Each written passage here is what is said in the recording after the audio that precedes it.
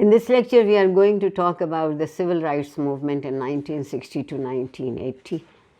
And I'll start with the lecture with a quote from Martin Luther King Jr., and I quote, "I have a dream that one day on the red hills of Georgia, sons of former slaves and the sons of former slaves owners will be able to sit down together at the table of brotherhood," unquote. By 1960, the United States was on the verge of a major social change. American society had always been more open and fluid than that of the nations in most of the rest of the world. Still, it had been dominated primarily by old stock white males. During the 1960s, groups that previously had been submerged or subordinate began more forcefully and successfully to assert themselves. African Americans, Native Americans, women, and the white ethnic offsprings of the new immigration and Latinos, all included. Much of the support they received came from a young population larger than ever, making its way through a college and university system that was expanding at an unprecedented pace, frequently embracing countercultural lifestyles and radical politics. Many of the offsprings of the World War II generation emerged as advocates of a new America characterized by a cultural and ethnic pluralism that their parents often viewed with unease. So this 20 years it is seen as 1960 to 1980, the civil rights movements. The struggle of African Americans for equality reached its peak in the mid-1960s. After progressive victories in the 1950s, African Americans became even more committed to nonviolent direct action. Groups like the Southern Christian Leadership Conference, made up of African American clergy, and the Students' Nonviolent Coordinating Committee, composed of younger activists, sought reform through peaceful confrontation. In 1960, African American college students sat down at a segregated Woolworth's lunch counter in North Carolina and refused to leave. Their sit-in captured media attention and led to similar demonstrations throughout the South. The next year, civil rights workers organized freedom rides in which African Americans and whites boarded buses heading south towards segregated terminals where confrontations might capture media attention and led to change. They also organized rallies, the largest of which was the March on Washington in 1963. More than 200,000 people gathered in the nation's capital to demonstrate their commitment to equality for all. The high point of a day of songs and speeches came with the address of Martin Luther King Jr., who had emerged as the preeminent spokesman for civil rights,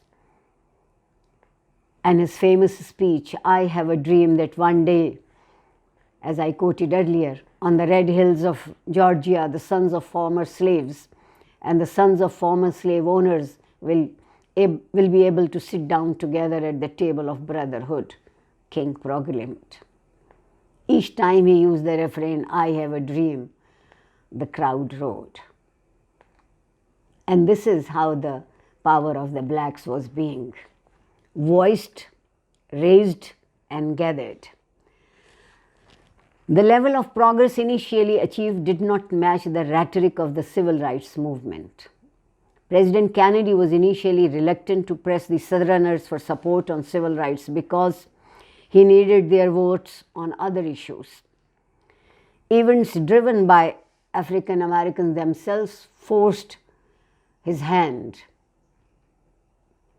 And when James Meredith was denied admission to the University of Mississippi in 1962 because of his race, Kennedy sent federal troops to uphold the law.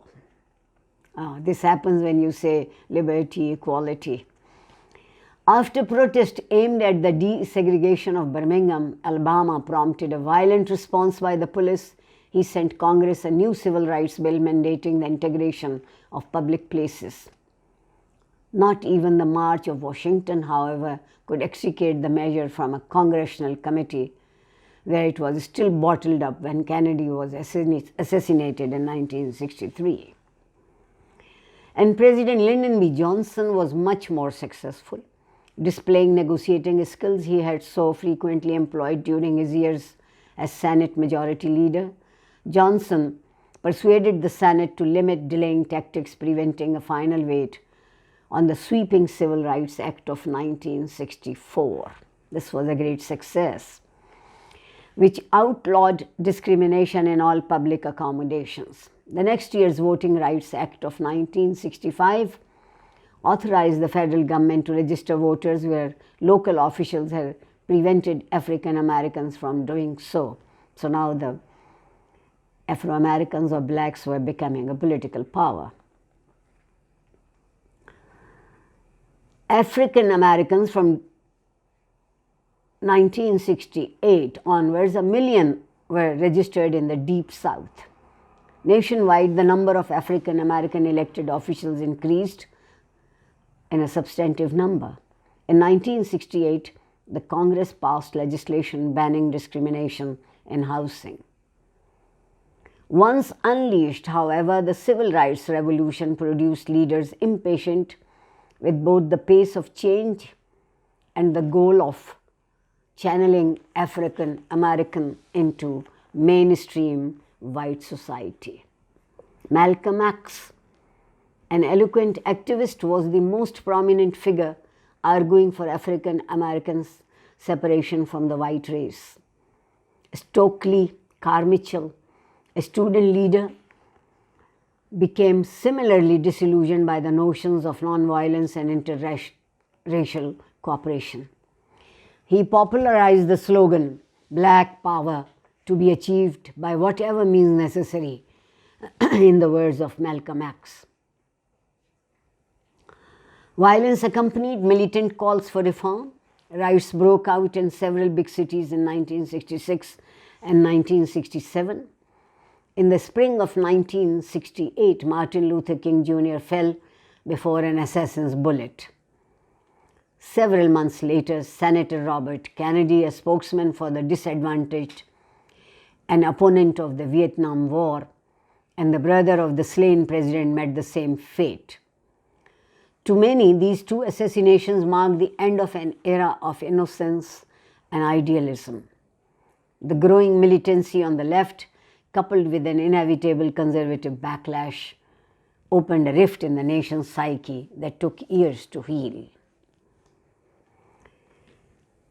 And let's see that by then, however, civil rights movement supported by court decisions, congressional enactments, and federal administrative regulations was irreversibly woven into the fabric of American life. The major issues were about implementation of equality and access, not about the legality of the segregation of disenfranchisement.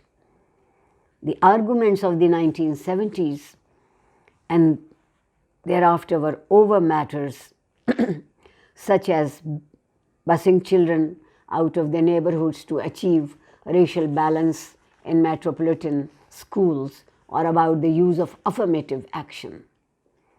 These policies and programs were viewed by some as active measures to ensure equal opportunity as in education and employment, and by others as reverse discrimination. The courts worked their way through these problems with decisions that were often inconsistent. And in the meantime, the steady march of African Americans into the ranks of the middle class and once largely white suburb quietly reflected a profound demographic change, and that was the Black Power. And then started also along with the women's movement of the 1960s and 1970s, it drew inspiration from the civil rights movement. It was made up mainly of members of the middle class and thus partook of the spirit of rebellion that affected large segments of middle class youth in the 1960s. The amendments for equal rights, the constitutional amendment came in 1972, and it declared that equality of rights under the law shall not be denied or abridged by the United States or by any state on account of sex. So over next several years, 35 of the necessary 30 states ratified it. In the mid to late 1970s, however, the women's movement seemed to stagnate. It failed to broaden its appeal beyond the middle class. Divisions arose between moderate and radical feminists. Conservative opponents mounted a campaign against the Equal Rights Amendments, and it died in 1982 without gaining the approval of the 38 states needed for ratification. The same thing happened to Latino movement, the Chicanos or Mexican Americans, and it was then joined by the Native American movement, and Native American movement brought activism and it brought results. Other Americans became more aware of Native American needs, and in this manner a counterculture was coming up in United States of America. A parallel manifestation of the new sensibility of the young was the rise of the New Left, a group of young college-age radicals. The New Leftists, who had close counterparts in Western Europe, were in many instances the children of the older generation of radicals. The students of this new left had disappeared by 1970s, late 1970s, but many of its active had made their way into mainstream politics.